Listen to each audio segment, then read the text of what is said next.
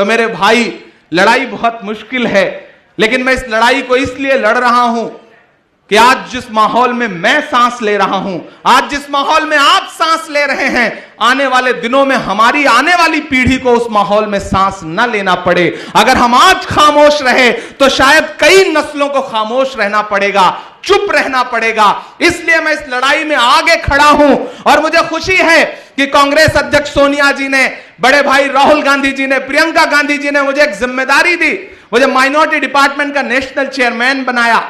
और मुझे खुशी है कि मुझे अच्छे साथी मिले हैं अलग अलग राज्यों में जो लगातार इस लड़ाई में साथ दे रहे हैं। और बब्बू साहब, हाजी बब्बू साहब, आप जब मुझसे मिलने आए तब भी मैंने आपको यकीन दिलाया और आज भी आपसे यहां खड़ा होकर के कह रहा हूं कि माइनॉरिटी के इशू पर खुल के लड़िए।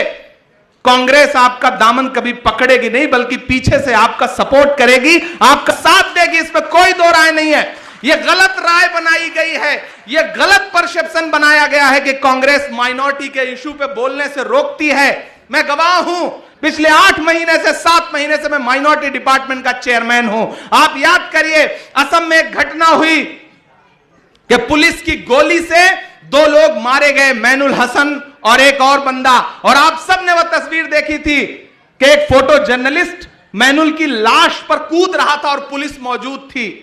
जब वो घटना हुई तो मैंने अपने साथियों से कहा, माइनॉरिटी डिपार्टमेंट के यहां वाहिद साहब बैठे हैं, अहमद साहब बैठे हैं, शम्स हैं, फरहान हैं, मैंने इन सारे साथियों से कहा कि हमें वहां चलना चाहिए, असम चलना चाहिए। तो मेरे कुछ पुराने साथियों ने कहा कि इमरान साहब इतनी तेजी अच्छी नहीं है, इस तरह खुल के नहीं आना चाहिए। मैंने कहा मैं सियासत में इसलिए नहीं आया हूं कि मैं अपनी जबान सिल लूं, मैं सियासत में इसलिए आया हूं ताकि आगे बढ़कर के अपने लोगों के लिए लड़ सकूं। मैं जाऊंगा और मुझे खुशी है कि मेरे पूरे डिपार्टमेंट के साथी मेरे साथ असम गए।